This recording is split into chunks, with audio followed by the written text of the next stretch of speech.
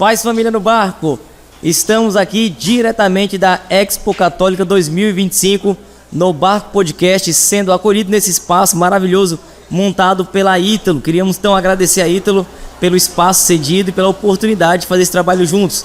Agradecer também uma parceria que temos com a Sacro Music e sonorização de igrejas católicas, que nos ajuda a conduzir esse barco e fazer o barco a navegar mais longe. Não é isso, José Elton? Maravilha. Tá bonito, então, o espaço? Tá Chique lindo demais. Então, muito bom, então, tá participando disso que está acontecendo. É um momento muito marcante para a Igreja Católica Brasileira. E hoje nós iremos ter a oportunidade de, mais uma vez, conversar com alguém que é uma referência não só para nós, mas para os católicos da igreja aqui no Brasil, professor Joel Gracioso. Uma honra tê-lo aqui na mesa conosco, a oportunidade de conversarmos mais uma vez. Eu que agradeço o convite que me foi feito, né, pela Ítalo aí, por vocês, que a gente possa junto refletir aí sobre alguns temas, algumas questões, para ajudar o pessoal a pensar um pouco nos vários desafios, né, que nós enfrentamos hoje na sociedade. Então agradeço mais uma vez a oportunidade. Para mim é uma alegria poder estar aqui com vocês. O professor Joel, que inclusive esteve conosco lá no nosso estúdio, não sei se vai se recordar, conversamos bastante sobre a graça. Sim. Então tem esse episódio disponível aí. Se você ainda não viu, recomendo demais. Falamos sobre as concepções da graça, né, as dimensões da graça, os diferentes tipos de graça. Então você que gosta de estudar e quer se aprofundar aí sobre esse tema, o episódio está disponível no nosso canal, tá? Então hoje eu queria começar com uma pergunta para nos fazer pensar, né? Diz-se que pensar é um ato de fé. Então, nessa sociedade, professor, que está extremamente superficial e pensar exige profundidade, como que a gente faz para levar essa sociedade a pensar, se aprofundar e retomar essa força transformadora da fé católica, uma vez que isso exige profundidade e a superficialidade não pode ser concebida nesse tipo de exercício intelectual e espiritual? Infelizmente, como você disse, e em muitos aspectos das redes sociais, elas têm, lógico, o lado positivo, tem coisas boas nas redes sociais, mas muitas vezes também colaborou para esse outro ponto que você chamou a atenção, que é o problema da superficialidade. Quando você tem um excesso de informação, né, muita informação, e você começa a confundir informação com conhecimento, isso pode gerar um problema, né? Porque o fato de eu ter informações quer dizer que simplesmente eu estou ali colhendo dados, né? Determinados elementos estão sendo aprofundados.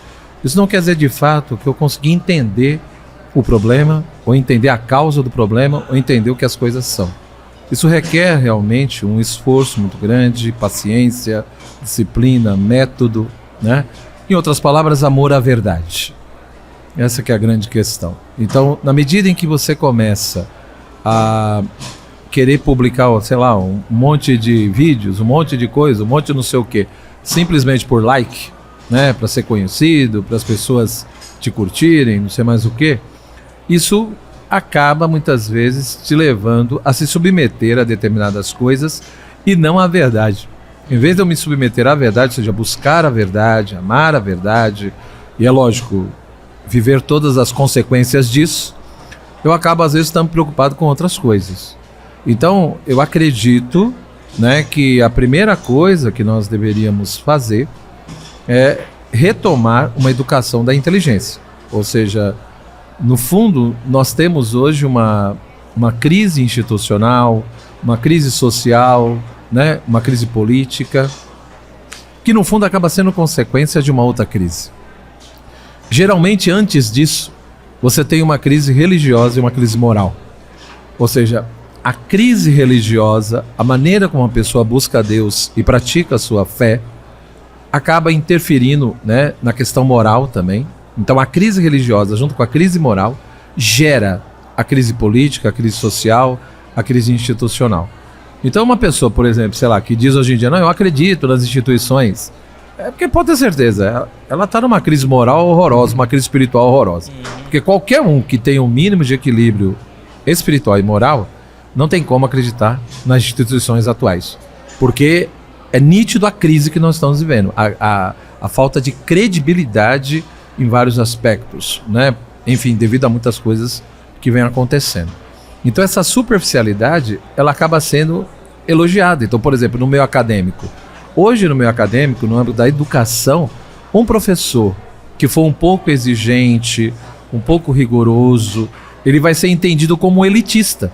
Você é um elitista, você quer uma educação e uma formação só para algumas pessoas, você não quer incluir as pessoas, você quer excluir. Isso é falso.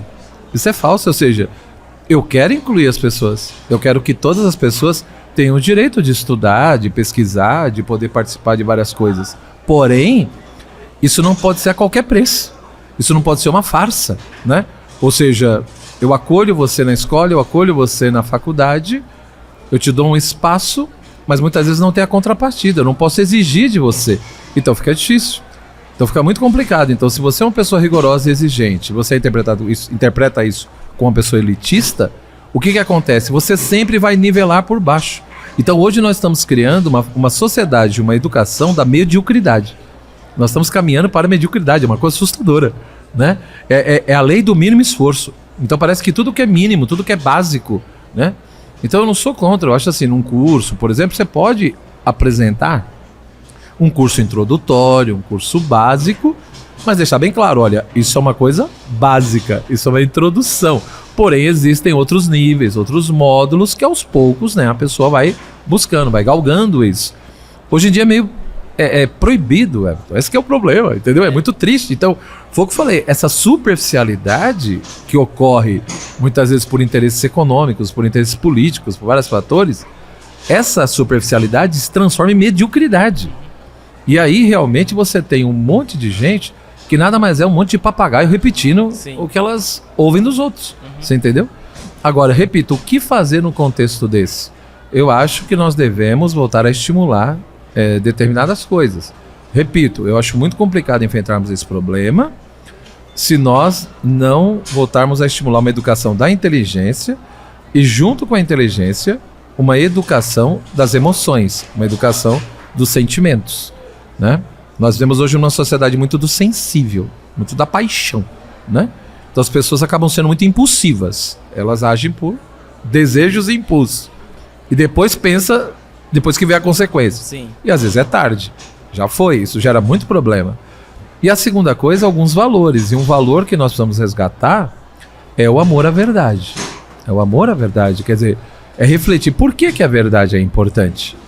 E veja, isso é tão sério que de alguns anos para cá, muitos pensadores, professores, filósofos da Europa e de outros lugares já defendem a ideia que nós vivemos numa época da pós-verdade. Certo. Meu Deus. Muitos já defendem isso, que nós estamos na época de uma pós-verdade. O que quer dizer isso? Quer dizer que a verdade, procurando ser bem, né, objetivo e simples, é como se a verdade não fosse uma coisa tão importante. Tá ultrapassada. Entendeu? Exato, porque ou ela é relativa, ou ela é construção, sei lá, né? Ou ela é perigosa por quê? Porque essa coisa de verdade, buscar a verdade contra a verdade, pode gerar um certo espírito de intolerância. E as pessoas começam a matar umas às outras, a perseguir, porque o outro pensa diferente, ele acha que tá com a verdade, eu acho que eu tô com a verdade, a gente não entra num acordo e vamos pro quebra-pau, né? E aí acaba estabelecendo a força, a intolerância. Será que é isso mesmo? Então muitas vezes se defende isso. Por isso que hoje em dia se estabeleceu algumas dicotomias, né? Ou seja, ou eu sigo o caminho da diferença, do diálogo, né, da tolerância, ou eu sigo o caminho da verdade. Parece que as duas coisas são incompatíveis. Entendeu? São antagônicas e não tivesse outra opção também. Exato. Né? Ô, professor, eu ia ver com o que o senhor acha também se o motivo de chegar nessa fase de superficialidade de modo tão grande tem a ver com esse avanço da internet, de tantas pessoas que às vezes não dominam o assunto, nem têm o amor pela verdade de fato, elas colocam a falar sobre diversos assuntos, ou que escutou alguém falar, como sabiamente o senhor falou, papagaio, né? Vai repetindo coisas. E se você vê também um progresso naqueles que são os pensadores que de fato zelam pela verdade, né, com ato de fé, de razão, atuando no meio de comunicação com a mesma força ou não? O senhor acha que tem uma desproporção aí? É aquela história. A internet, ela, como eu já disse, ela tem um lado positivo. O lado positivo é que ela ampliou as vozes, né? Nós não somos mais obrigados a ficar presos, escravos do famoso canal X, né? Não vou aqui fazer propaganda. Enfim, mas todo mundo sabe de quem eu tô falando. Uma mídia então, tradicional, né? esse negócio aí. Então, o que acontece? Hoje, as pessoas, elas têm, ou seja, com um celular na mão, a pessoa grava, tira foto, faz um videozinho no YouTube, sei lá o que, etc. Então, por um lado, mais pessoas têm espaço para poder expressar suas opiniões, o que elas pensam, as suas análises, né? E por outro lado, lógico, mais pessoas também têm acesso. Então tá. Então isso me parece que por um lado é positivo, né? Mas por outro lado, você dá espaço e voz a todo tipo de gente, a todo tipo de pessoa, né? E aí é óbvio que na medida em que você dá espaço para isso, vai vir muita coisa louca. Pode vir mentira, pode vir injustiças, calúnias, manipulações, mentiras, entendeu? Então, lógico que aí surge um problema. Então, foi o que eu falei, você tem um lado positivo e tem um lado negativo. Lógico que vai surgir a grande questão que hoje o nosso país nem discute constantemente, né? O que nós fazemos com as redes sociais, entendeu? Ou seja, eu acredito que o melhor caminho não é censura. Eu não creio nisso, né? Eu sou um defensor ferrenho da liberdade de expressão, né? Então, eu não acho que o caminho seja censurar as pessoas. Eu acho que as pessoas que têm programas, canais, etc., só precisam ser um pouquinho mais criteriosas, digamos assim, né? Mas mesmo assim, você não vai conseguir controlar totalmente, porque a pessoa pode criar um próprio canal. Eu não sou necessariamente convidado por alguém. Eu posso ir lá no YouTube e inventar uma coisa minha e acabou. Ou no próprio Instagram, etc. Eu acho que o melhor não é a censura. Eu acho que o caminho é deixar bem claro na legislação o que é calúnia, o que é difamação, né? O que é mentira. E eu acho que se a pessoa for por aí ficar comprovado, eu acho que realmente ela tem que responder perante a justiça, né? Eu acho que se for isso, entendeu? Mas aí tem que deixar bem claro em quais situações e não afirmações vagas, como existe hoje em dia, porque aí você enquadra todo mundo, né? Sim. Ou seja, só porque você de repente tem um pensamento diferente, você virou um bandido. Então, enfim, tomar um pouco de cuidado com isso. E eu acho que além disso, tem que resgatar outras coisas. Foi o que eu falei, eu acho que a questão não é proibir, não é censurar. É desenvolver o senso ético. Sim. É desenvolver o senso moral. Ou seja, olha, saber distinguir o que é uma opinião que você está falando e outra coisa são calúnias, são difamações, são mentiras, etc, etc. E a gente sabe muito bem quando você está expressando uma opinião e quando você está manipulando as coisas, enfim, e querendo prejudicar alguém, tá? Então, eu acredito que aí volta naquele ponto inicial.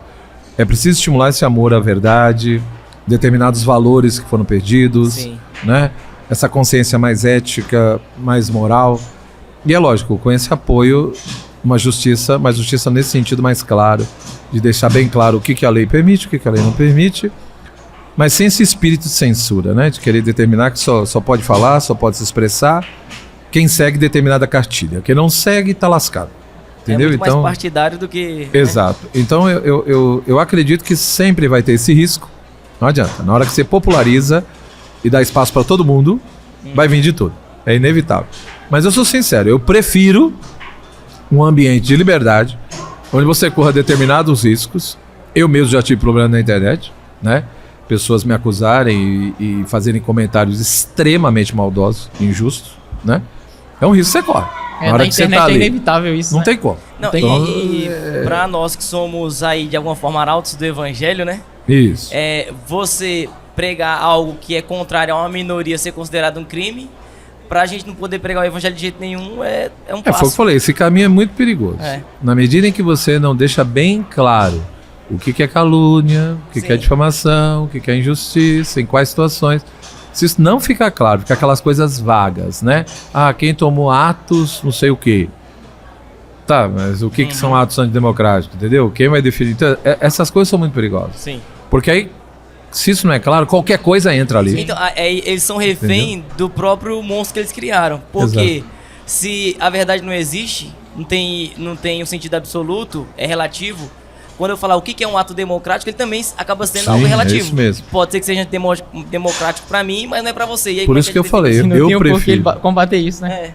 Rebater. Eu prefiro o caminho, repito, da liberdade, né, de uma lei clara, entendeu? Mas que as pessoas possam expressar suas opiniões. Eu sou sincero, eu prefiro ouvir coisas que eu não gostaria de ouvir do que proibir o outro de falar o que ele pensa. Exatamente. Percebe? E aí eu prefiro esse caminho do debate, do diálogo, né? Porque, na realidade, a busca da verdade, né, o amor pela verdade, É um falso dilema quando a gente diz, né? Ou vai pelo caminho do diálogo, do debate, da diferença ou da verdade. Para mim isso é falso, porque é evidente que a verdade é uma. Há uma unidade da verdade, né? Só que é óbvio que do ponto de vista prático você tem uma dificuldade. Por quê? Querendo ou não, o A, o B, o C e o D, todo mundo acha que está com a verdade. Entendeu? Só que como existem contradições, então não é possível. Aquela história. Se eu acho que uma coisa é sobre um determinado assunto, né? Sei lá. Eu entendo que o A está certo, você entende que o B está certo. Bom, peraí, mas se é uma contradição, né? Se eu acho que o A está certo, você entende que o A está errado, então ou eu estou certo e você está errado, ou você está certo, ou eu estou errado. Ou no fundo nós dois estamos errados. Entendeu? Os dois estão certos. Agora o que não dá é um tá certo, outro tá como é que os dois estão certos dizendo coisas opostas? Vamos chegar no consenso ali. Então eu queria aproveitar essa fala do senhor pra gente se aprofundar então nisso aí. Porque assim, o senhor começou falando que a superficialidade ela se dá justamente pelo excesso de informação. Então se você tem muita informação, não necessariamente significa que você conheça alguma coisa. Exato. Tanto é que se a gente circular pelo mundo afora e perguntar, você sabe quem é Jesus? A pessoa vai ter informação a respeito de quem é Jesus, mas conhecer Jesus é uma coisa completamente diferente. Né? Porque o conhecer é aquela história. Eu só posso dizer que eu conheço algo quando eu atingi a verdade sobre aquele algo. Quando eu sei o que aquele algo é, de fato em si mesmo, e por que é do jeito que é. Sim. Isso é conhecimento. Né? Como diria o velho Aristóteles, né? Conhecer é conhecer pelas causas. Então, se eu não sei o que uma coisa é, por que ela é do jeito que é, eu não atingi a verdade daquela coisa, eu não atingi a sua essência, né? Eu não atingi a sua estrutura íntima. Essa que é a grande questão, eu preciso vislumbrar isso. Tá? Então, informação é outra coisa. Informação é transmissão de características, é dados, né? E simplesmente eu estou expressando, informando, né? Transmitindo determinadas características. Mas isso não quer dizer necessariamente que aquilo está me mostrando o que aquela coisa é, por que ela é do jeito que é, etc, etc. Entendeu? Então, de fato, há muita confusão nisso. Então, as pessoas acabam buscando, na realidade, informações por questão de entretenimento. Elas não buscam necessariamente conhecimento, elas não buscam necessariamente a verdade. Então, não estou dizendo que é fácil, é isso que eu ia falar. Por isso que, apesar da verdade ser uma só, por isso que a gente tem que ter um espírito de diálogo, né?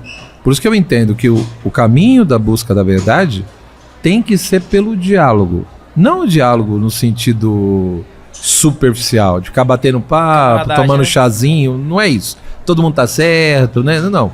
É um diálogo no sentido de você colocar questões, problemas, teses, procurar demonstrar racionalmente o que você está falando, saber falar, saber ouvir, né? E sempre vai ter um espaço ali, ou seja, é tentar convencer pelo argumento, né? Ou seja, uma coisa é você usar a força do argumento, outra coisa é você usar o argumento da força. Entendi. Então eu não tenho que usar o argumento da força, eu tenho que usar a força do argumento. É pelo aspecto demonstrativo. Sem argumento, não precisa de usar força nenhuma, né? Exato. E ter essa consciência que pelo diálogo, pelo debate, pela demonstração, pela argumentação, pode ser que eu convença o outro, ou não. Uhum. Entendeu? É saber lidar com essa margem também, né? Pode ser que o outro me convença. O que eu não posso é tentar convencer pela força, violentando a consciência do outro. Lógico que aí vai ter que ter toda uma discussão qual é o limite disso também.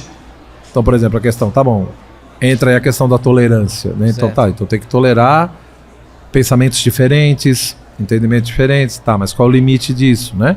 Então vai ter uma discussão sobre isso também, quer dizer, o respeito e a tolerância vai até onde? Então alguns vão dizer, não, até onde entra a vida. Na medida que você coloca em risco a vida de alguém, acabou a tolerância. É até pegar fogo, então. Entendeu? Alguns vão colocar isso, falar, agora, enquanto ninguém tá ameaçando a vida de ninguém, beleza, a hora que entrou aí já... Né? Alguns vão dizer isso, que eu tô dizendo. Sim. Que não é uma coisa fácil também de definir, determinar, né? Qual é esse limite, qual é esse critério, né? Não tem nada de simples. Mas eu acredito que o caminho é esse. Eu pelo menos é o que eu tento fazer. Muitas pessoas às vezes me questionam.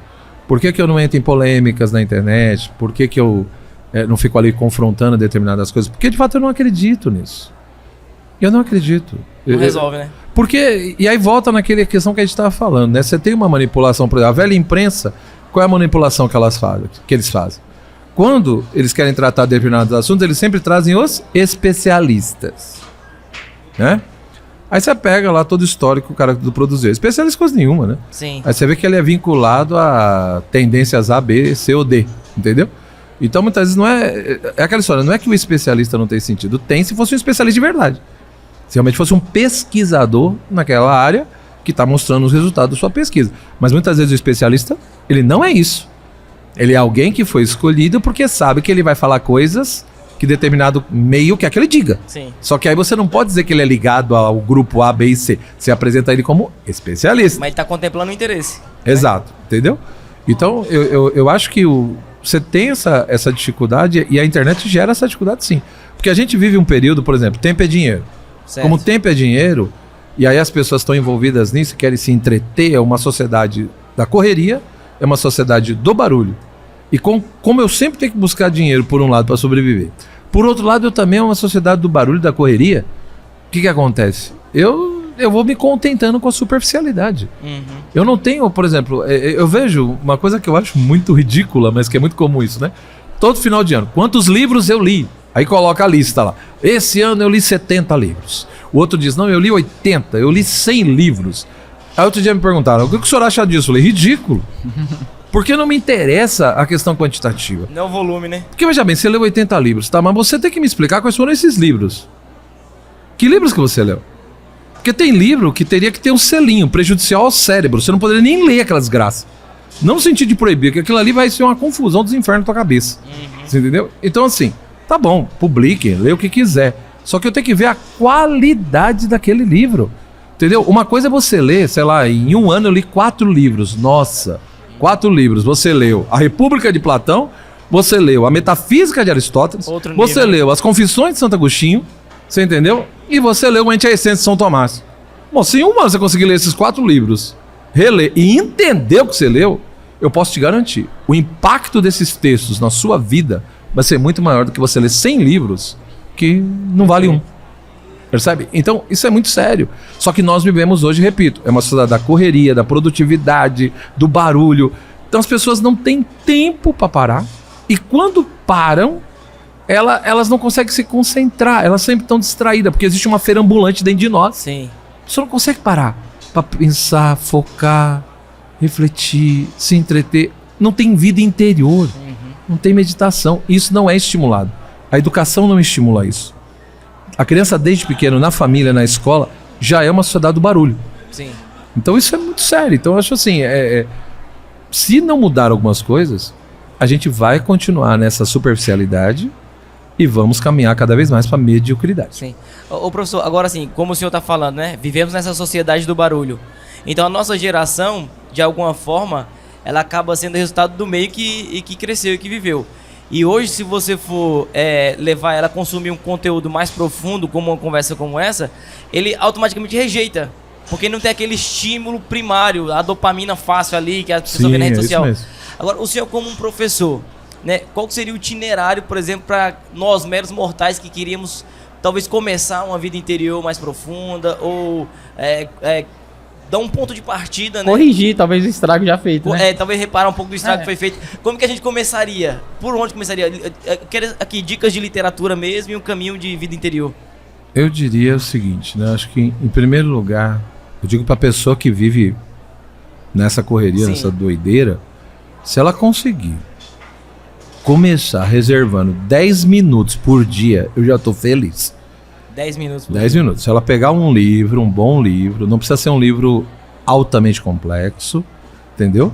Mas um livro bom, onde ela lê ali 10 minutos, para e medita 5. Ou seja, ela vai pensar naquilo que ela leu. Então, sei lá, de repente ela leu 10 minutos, 3 páginas, 4 páginas, tá bom. Ela vai pegar essas 3, 4 páginas, vai meditar. Vai ruminar, vai refletir. Pô, esse texto está falando o quê? Qual é o conteúdo que esse autor está me passando? Problema, questão, para onde ele está apontando? O que isso tem a ver com a minha vida? Isso já é uma pérola preciosa. Ou seja, essa pessoa está parando, não só para ler, mas para refletir e pensar um pouquinho sobre o que ela leu. Então, mesmo que ela tenha muita dificuldade, provavelmente no começo ela vai ter. Vai. Entendeu? Porque assim, tô falando 10 minutos, mas 10 minutos para alguns é uma eternidade. Tortura. Pra quem tá no barulho. Pra quem não tá acostumado, é isso que eu tô falando. Então, assim, todo dia, 10 minutinhos e mais 5 de meditação, se a pessoa começar... Eu já tô feliz, porque ela já tá numa mudança de hábito, ela tá numa mudança de atitude, de mentalidade, entendeu? Então ela tá mudando a postura aos poucos e ao mesmo tempo, é lógico, além de mudar a atitude, postura, ela já tá assimilando algo, né? Que... O senhor tem algum título que indicaria? Por exemplo, Confissões, dá pra uma pessoa começar esse itinerário ou não? De jeito nenhum. Eu pegaria livros mais tranquilos. Por exemplo, eu acho que um bom caminho, mas repito, para quem realmente está numa correria louca, no zero, eu começaria com livros do Padre Fausto. O Padre Fausto usa uma linguagem muito clara, muito gostosa, entendeu? Por exemplo, um livrinho dele chamado A Conquista das Virtudes. Um livro simples, né? Mas para quem não está acostumado a ler, parar, pensar um pouquinho, vai ter dificuldade. Então, eu acho que é aquela história. É preferível fazer poucas coisas, começar de maneira modesta e depois vai subir na escada devagarzinho, entendeu? Então, eu não começaria por clássicos. Eu acho que alguém pode começar? Pode, se já tiver uma certa disposição, um certo hábito, aí tudo bem. Mas eu digo, para quem está no zero, faz nada. É a mesma coisa uma pessoa que está voltando para a igreja agora. O máximo que ela conhecia da igreja era a porta da igreja, que ela passava na frente da igreja, entendeu? Aí a pessoa vai, sei lá, num fim de semana, faz um retiro, resolve voltar para a igreja, etc.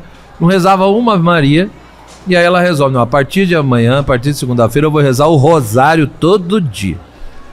Eu acho que não vai dar muito certo, entendeu? Então assim, se ela rezar, sei lá, uma dezena do terço, eu já tô feliz. Glória a Deus. Tem que ter bom senso. Recebe com calma e depois aumenta. Vai pro terço, vai pra 2 terços, sei lá, sabe? Vai lendo ali o evangelho do dia. Então, eu acho que o caminho é esse, entendeu? Eu acho que existe essa questão. Porque, agora, além disso, tem um outro caminho que eu caminhara junto, ou seja, então, esse tempinho de 10, 15 minutos, meditação, beleza. Segundo ponto é literatura. A literatura é fundamental, né? Ou seja, é pegar um bom livro de literatura e ir lendo, mesmo com dificuldade. Por quê? A nossa inteligência, né, ela tem muita dificuldade às vezes de trabalhar, porque a nossa sensibilidade está desordenada. Então, na medida em que a sensibilidade externa e interna está desordenada, isso atinge a inteligência. E atingindo a inteligência, atinge a vontade. Então, o que eu tenho que fazer? Reordenar a minha sensibilidade, as minhas emoções. Mas dentro desse contexto da sensibilidade, a imaginação, ela tem um papel muito importante, porque a inteligência trabalha a partir daquilo que os sentidos trazem, as informações, e a partir do que está na imaginação e na memória. Então, o que acontece? Eu preciso, digamos assim, colocar coisas boas na minha imaginação e na minha memória. Então aí a literatura nesse ponto é muito importante, ler livros de literatura, né? Aí de novo, não começar por coisas muito complexas disso. Quem tem muita dificuldade, não dá para chegar para uma pessoa e falar, começa por Homero, entendeu? Começa por Shakespeare, né? Sei lá o quê, e outros autores, né? Então eu diria, por exemplo, se você pegar o Júlio Werner, vai, tá bom, lê o Júlio Werner, começa por ali, entendeu? Uma literatura mais... sei lá, infanto-juvenil, não sei. Já tem histórias legais ali que vão trabalhar isso, né? Começando também alguns poemas básicos. Então essa parte da literatura, ela ajuda muito aí trabalhando essa coisa do imaginário, tentar fazer memorização. Então é tentar memorizar o que você lê, mesmo com dificuldade, pequenas coisas. Então, conforme a sua memória vai sendo ocupada por coisas boas, por coisas belas, por coisas verdadeiras, e a imaginação também, isso vai ajudar a inteligência. Não estou dizendo que só isso resolve. Sim, mas é a iniciativa, né? Essa questão, né, do imaginário, que envolve imaginação e memória, essa coisa da meditação, esses são os primeiros passos. E aí depois, eu diria que aí entra o estudo da gramática. Aí tem que estudar gramática, não tem como. Mas não gramática no sentido de ficar estudando regrinhas gramaticais. Sim. É gramática pela literatura. Pela poesia, pela literatura. Esse é o caminho, me parece. Ô professor, e o senhor que já dá aula há tantos anos, o senhor nota uma diferença em quando o senhor começou a dar suas formações, das suas aulas com o público, né, que recebe essa formação, se hoje em dia é mais difícil da compreensão chegar, se eles têm mais dificuldade, se patina muito. Pensa assim, se as pesquisas estão dizendo, tá? Se as pesquisas estão dizendo que mais ou menos 38% dos brasileiros alfabetizados são analfabetos funcionais. Se a pesquisa está dizendo que é 38, pode pôr o dobro. É uma coisa assim assustadora. Então eu diria duas coisas. Primeiro, o problema realmente é muito sério.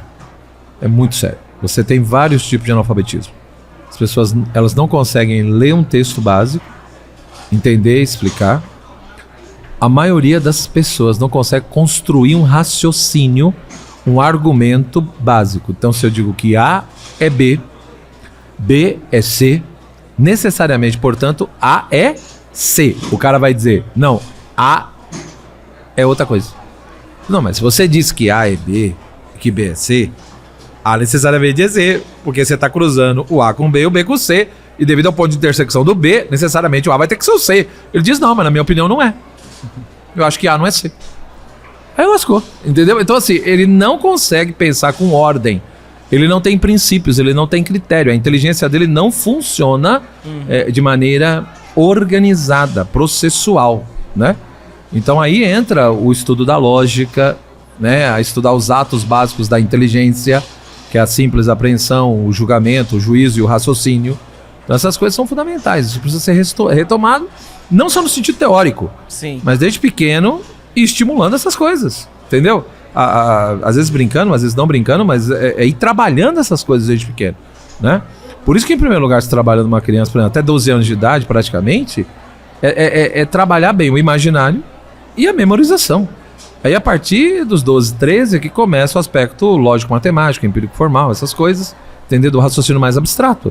Mas antes, você educa muito bem a sensibilidade, a imaginação, a memória, para depois entrar na questão da inteligência. Nossa educação, no geral, quebrou isso, né?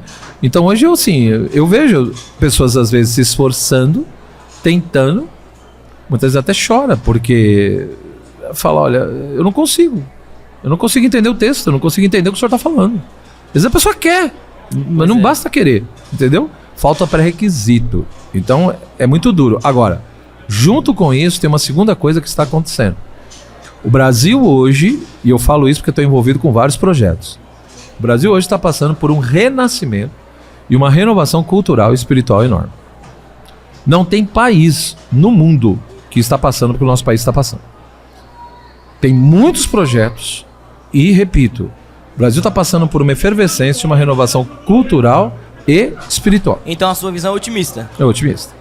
Há uma juventude, eu diria que muitos jovens despertaram para isso. Muitos, são muitas pessoas que me procuram, né? E tem muitos amigos meus, professores também, que estão fazendo um trabalho excelente, né? Então, há um trabalho sendo feito. Né? Em vários aspectos, no Brasil inteiro, de norte a sul, leste a oeste. São institutos, grupos, né? E o que é bonito também, muitas vezes pessoas que já têm mais de 40, 50 anos despertando, e às vezes é um despertar amargo, porque você chegar à conclusão que você aprendeu tudo errado, que você não sabe nada, isso é amargo. E muitas vezes pessoas que têm diploma, Sim. né? E de puta, no fundo eu não sei nada, entendeu? Então assim, por um lado isso é louvável, né? A expressão de humildade, entendeu? Então tem muita coisa acontecendo, muita coisa já aparecendo. Mas há um movimento, há um trabalho que está sendo feito que não aparece muitas vezes. E que se continuar, eu garanto, em 4, 5 anos, nós vamos ter mudanças muito intensas no Brasil. Né? Por isso que existe, é óbvio, né, pessoas que querem bloquear isso e parar isso. 5 anos até que é... Isso estimula esperança no nosso Viabilizar, coração. Sim, assim, eu não, digo, tem tem muita mesmo. coisa acontecendo. São muitas escolas novas, entendeu? Sim. São muitos cursos, são muitos projetos, tem muita coisa acontecendo. Muita. Muito bom. Né? Então, Ô, professor, apesar dos problemas. Né? Sim. eu queria, assim, a respeito de tudo que a gente vem falando, concatenar uma resposta, até para fazer o corte disso aqui. Né? Eu queria perguntar pro senhor, por que que a verdade, ela não pode ser relativa? Qual o motivo que a gente não pode relativizar a verdade? Porque veja bem. Conseguisse concatenar essa resposta pra gente deixar isso gravado. Eu poderia dar uma resposta meramente do ponto de vista filosófico ou do ponto de vista também religioso. São Tomás diria, por exemplo, se você diz que a verdade da fé é uma coisa, a verdade da razão é outra, isso é complicado, porque se Deus existe, e foi Ele que nos deu tanto a nossa natureza racional, como também a fé. Se Ele deu tanto a razão quanto a fé, né, como que Ele poderia dar coisas que se opõem?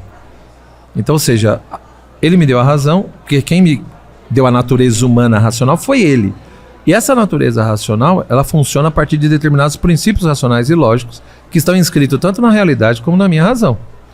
Então eu estou dizendo que, então Deus errou? Quer dizer, no fundo Deus está vinculado a esses princípios, a sabedoria divina está vinculada a esses princípios, e a própria realidade e a minha mente funcionam a partir desses princípios. Então se Deus está vinculado a eles, né, como que eu poderia não estar? Então a minha razão, se ela funciona conforme os princípios racionais, conforme os princípios lógicos que estão inscritos na própria realidade e na minha mente, e Deus é o fundamento disso e Ele mesmo está vinculado a isso, então a minha razão não pode errar. A minha razão não pode errar se ela está trabalhando, funcionando de acordo com esses princípios. Ela erra justamente quando ela vai contra esses princípios. E a minha fé, ela também, as verdades da fé também não podem ser equivocadas. Porque se elas foram reveladas por Deus e dadas por Deus, então a verdade da fé não pode estar errada porque foi dada por Deus.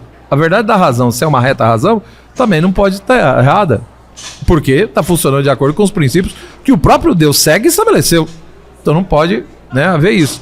E portanto ele vai dizer uma segunda coisa, ele vai dizer, se a verdade fosse contraditória, oposta, né, a própria razão, a nossa inteligência não teria como funcionar. Porque a nossa razão perante coisas que se contradizem, ela paralisa, ou seja, isso impossibilita o conhecimento, né? Então é lógico que isso vai depender, aí é uma discussão muito mais profunda, né? Às vezes quem está assistindo vai dizer, mas isso depende do conceito que eu tenho de verdade. O que é verdade? Sim, tudo bem. Então você vai pegar na história da filosofia, vai ter várias teorias e conceitos de verdade, né? Uns 8 aí, etc. Tem isso, entendeu? Tem até um livro interessante da editora Eclésia chamado Verdade e Educação. Eu esqueci o nome do autor agora, mas chama-se Verdade e Educação. Ele apresenta várias teorias lá. Mas dentro dessas teorias, você vai ver que por trás sempre tem um elemento básico da questão da verdade. Verdade, no fundo, é conformidade. Ou seja, quando eu falo verdade, eu estou dizendo que uma coisa está em conformidade com outra, está adequada em relação a uma outra. Então, por mais que tenham teorias, concepções diferentes, essa questão de conformidade, adequação, de uma certa maneira, sempre está presente na discussão da questão da verdade. Então, é aquela história, por que a verdade não pode ser contraditória? Porque a verdade é a expressão do real. A verdade é aquilo que expressa o que a coisa é. Ora, se você disser que a verdade pode ser contraditória, você simplesmente está dizendo que uma coisa é contraditória a si mesma. Ou seja, como é que A pode ser não A ao mesmo tempo? Entendeu? Ou seja, por mais que você pense de maneira dialética, né? Pegar Hegel e outros, não sei quem, então tá bom, então eu tenho o A, eu tenho o oposto do A, então aquela coisa da tese, da antítese, e dessa relação dialética vai vir uma síntese, que vai ser uma nova tese. Tá, isso é um movimento dialético. Mas eu não posso dizer que o A, ele é A, e ao mesmo tempo não há. Como é que uma banana pode ser não banana ao mesmo tempo, entendeu? Então não tem como, isso impossibilita não só o conhecimento. Então, para você dizer que a verdade necessariamente em si é uma contradição, você então tem que demonstrar isso na realidade. Para demonstrar isso na realidade, você tem que pensar. Mas se você diz que a verdade ela é contraditória, você impossibilita o próprio pensamento. Ou seja, o pensamento não se realiza, não é só o conhecimento. Eu não só impossibilito o conhecimento, como impossibilito o pensamento. Mas você tem um ato de pensar. Então, se eu realizo o ato de pensar, é porque, de fato, na realidade, essas coisas têm correlações. Ou seja, o A, ele é A, né? O princípio de identidade. A é A. Essa que é a grande questão. E alguém poderia dizer, mas o princípio da realidade, os princípios que regem a realidade é um. Os princípios que regem o pensamento são outros. Não. Porque se fosse assim, alguém poderia dizer, na realidade, eu não encontrei um triângulo quadrado. Na realidade, eu não encontro um triângulo quadrado. Beleza. Então, na realidade, eu não encontrei um triângulo quadrado. Tá bom. Então, se os princípios que regem a realidade fossem diferentes do princípio que rege a razão, então eu poderia não encontrar um triângulo quadrado na realidade, mas eu poderia pensar um triângulo quadrado. E eu não consigo pensar um triângulo quadrado. Então, se eu não consigo pensar um triângulo quadrado, é porque os princípios que regem o meu pensamento são os mesmos que regem a realidade. Perfeito. Entendeu? Essa que é a grande questão. É interessante, no campo da razão, os argumentos do senhor fazem muito sentido. Mas eu vejo que, então, hoje, quem nega ou relativiza a verdade não tá no campo da razão, tá na moral. Então, faz sentido ou não? Porque a pessoa, assim, ela nega que a verdade é absoluta, muito mais por uma questão moral. É tipo assim, é pra a opinião dela. Porque, no fundo, o que tá por trás do relativismo, né? O relativismo acaba caindo numa contradição.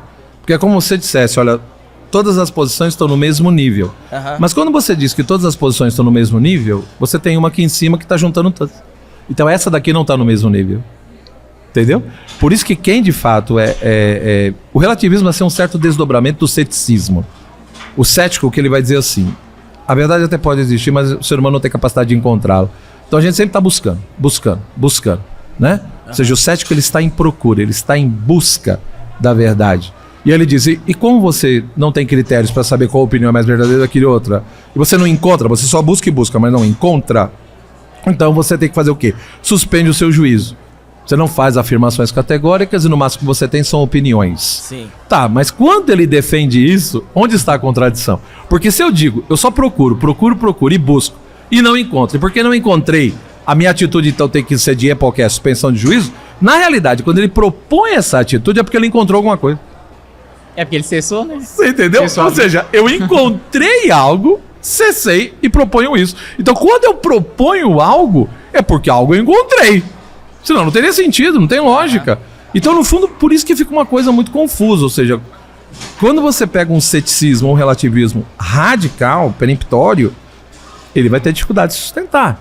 Entendeu? Ou seja, porque é aquela coisa que a gente sempre fala, se você diz que não tem a verdade, ao afirmar que não tem a verdade, você já está afirmando uma verdade. Sim.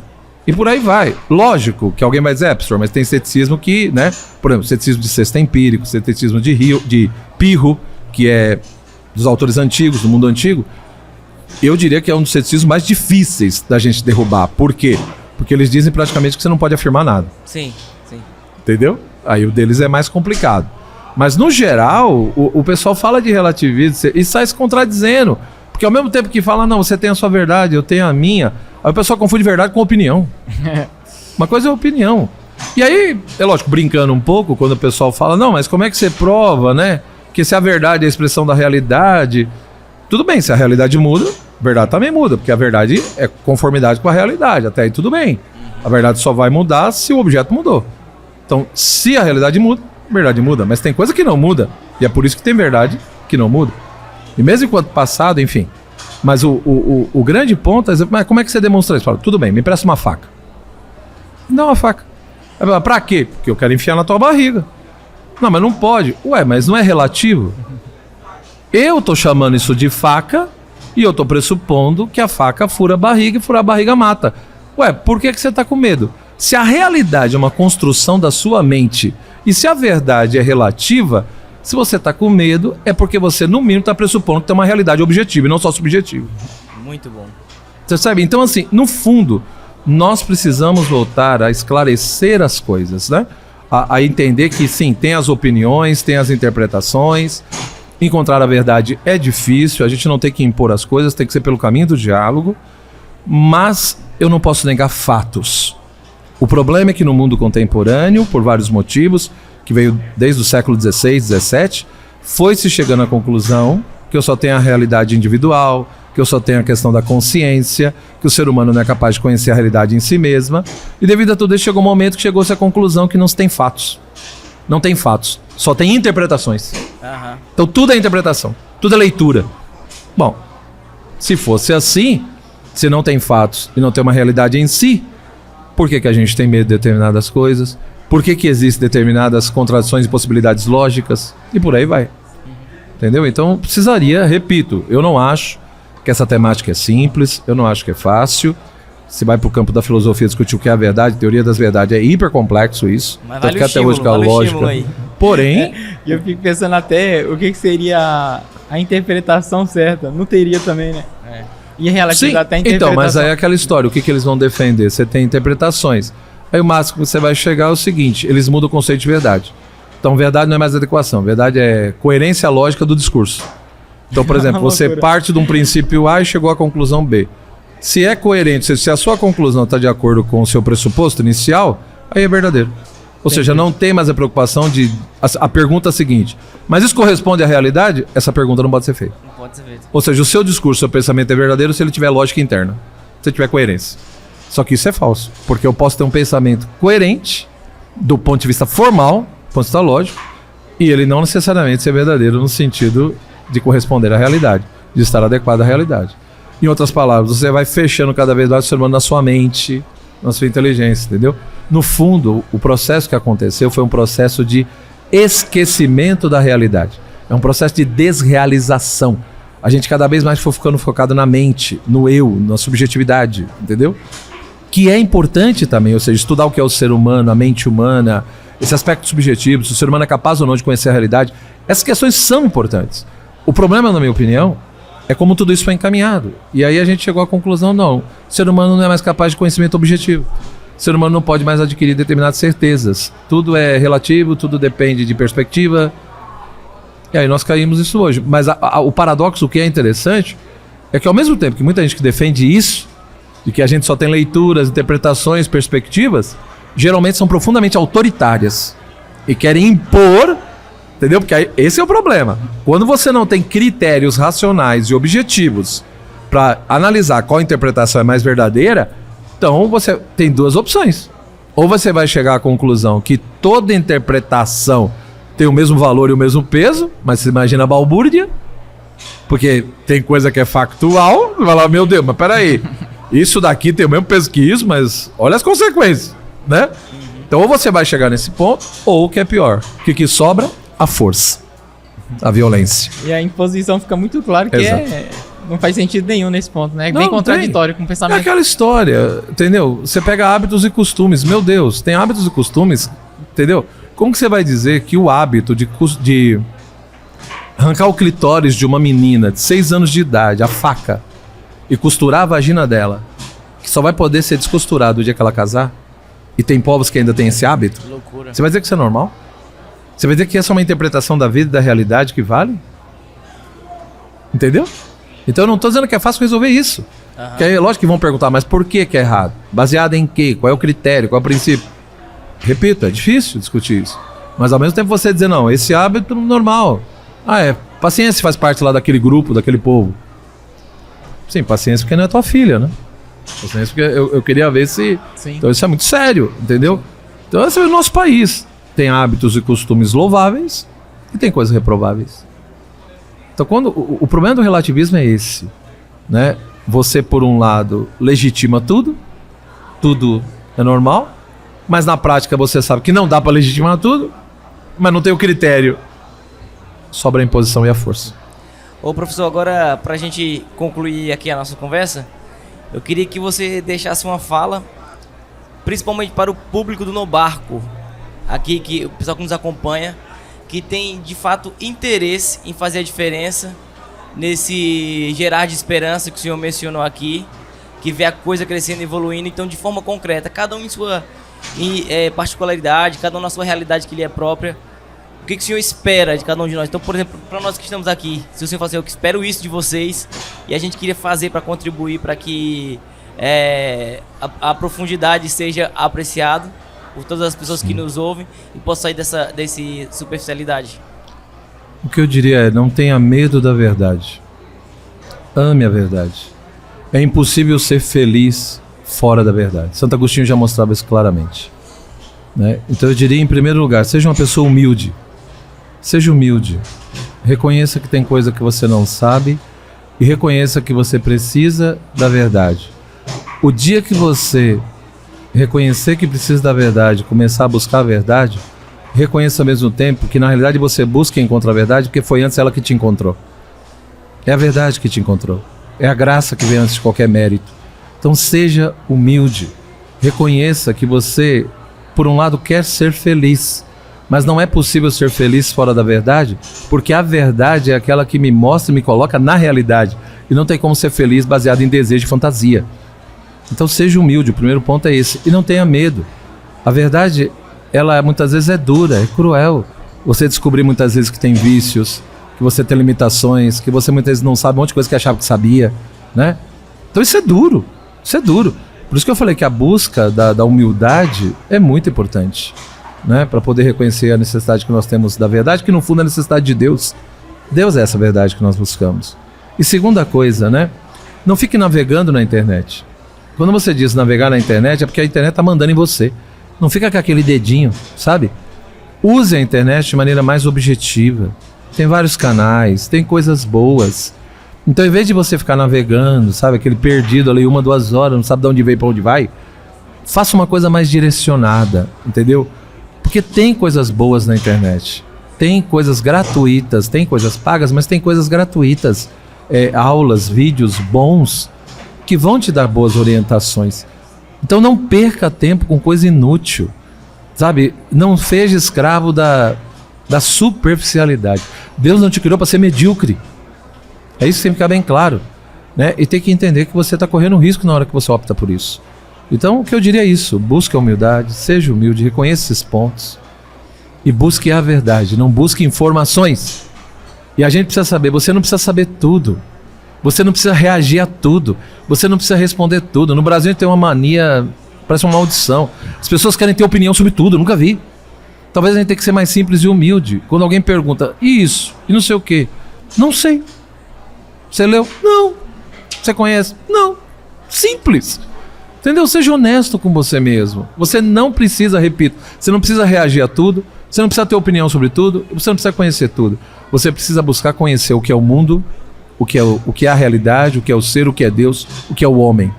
Esses são os pontos principais. Na medida em que você entender o que é o ser, a existência, na medida em que você entender quem é Deus, quem é o homem, você vai encontrar o sentido da vida.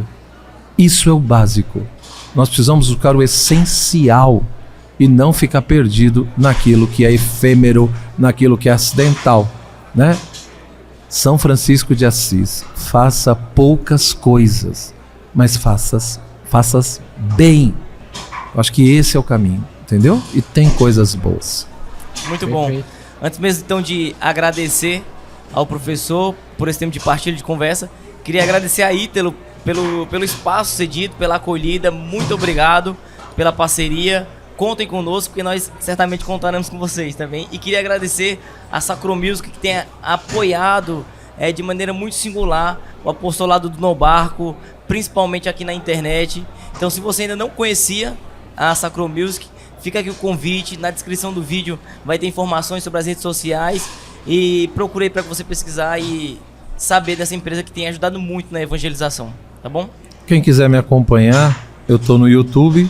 Só procurar por Joel Gracioso, tem o meu canal com mais de 200 vídeos lá gratuitos na área de filosofia, cultura, teologia, né?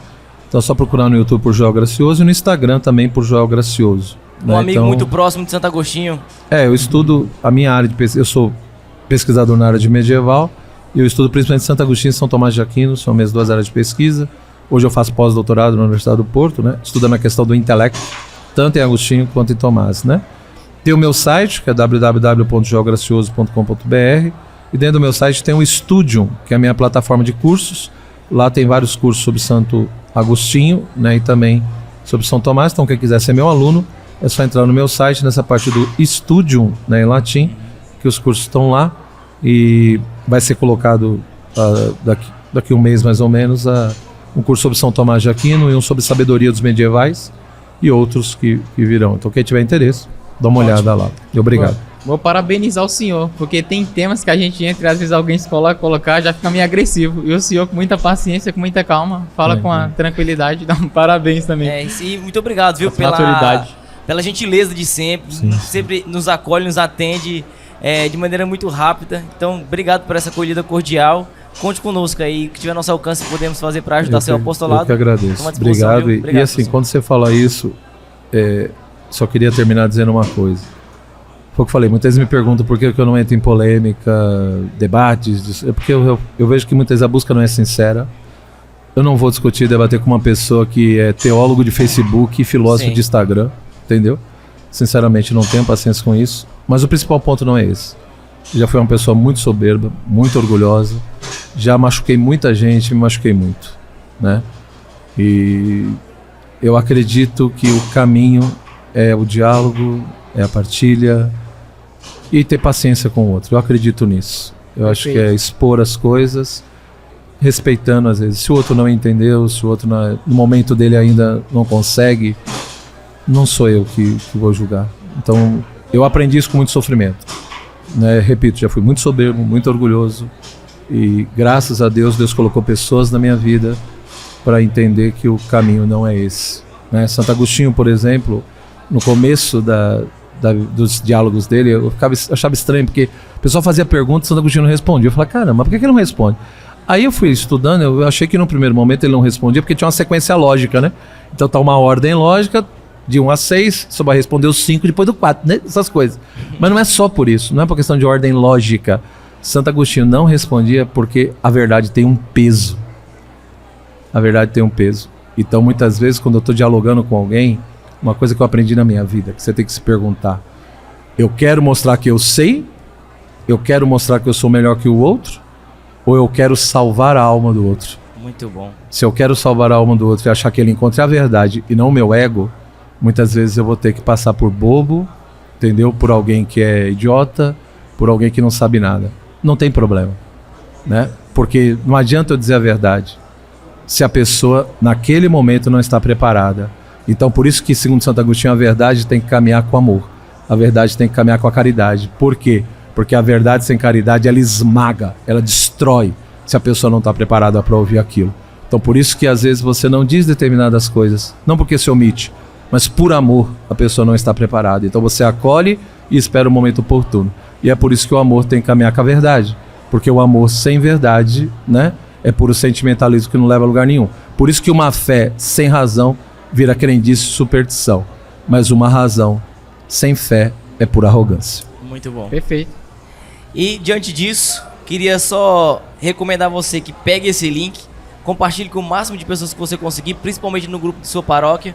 Se você ainda não segue o nosso canal, faça isso, faça esse benefício para nós e para sua alma, tá bom? E diante disso tudo, só posso reafirmar uma coisa: permaneça no barco, porque fora do barco Não há salvação. glória a Deus. Até mais. Muito bom.